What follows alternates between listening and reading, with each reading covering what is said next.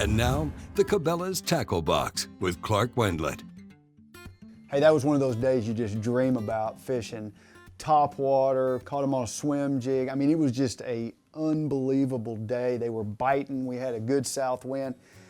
You know, the bait I was throwing most of the day was a Strike King popping perch. And here's the bait right here. This bait was actually designed by a guy named Todd Castledine, an East Texas frog guru. I mean, a guy that can catch them, and they designed this bait and it's right. And you know, it's got a little bit of a cupped lip, you know, so basically it'll pop and it'll bloop if you want to bloop it. But then you also can work it and it'll kind of have a little spray and it'll go back and forth, back and forth. And that's the way I worked it most of the time. Sometimes it was up in those reeds, sometimes it was kind of out towards the edge of them. But man, I mean, some vicious bites, and nearly every one of them got it.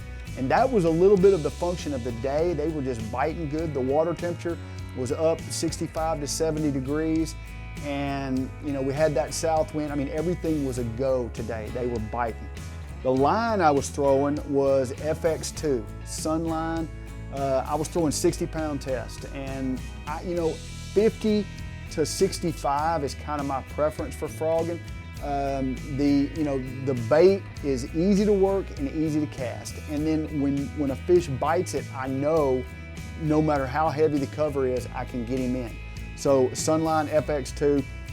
The rod and reel setup, you know, my rod is a Tournament ZX frogging rod. And you know, this is just one of those rods that it really feels right. When you're working that bait, you need a little bit of a tip. You want a good solid backbone. This rod has it.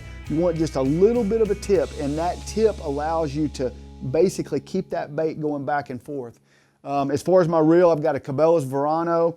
I mean, hey, what a day. And then the other part of my day was a swim jig. And you know, whenever that wind was blowing, we couldn't get bites on topwater. So I threw a buzzbait just a little bit. I threw a spinnerbait a little bit, didn't get any bites, but we did get some bites on a swim jig. And you know, I was throwing a Hack Attack heavy cover swim jig, bluegill color, green pumpkin, Rage Craw trailer. And you know, this bait's got a good weed guard on it. You know, that's one of the keys. It's got a good weed guard. It can come through all that junk and it's never gonna get hung. Every once in a while you gotta pop it, kind of get it through a reed.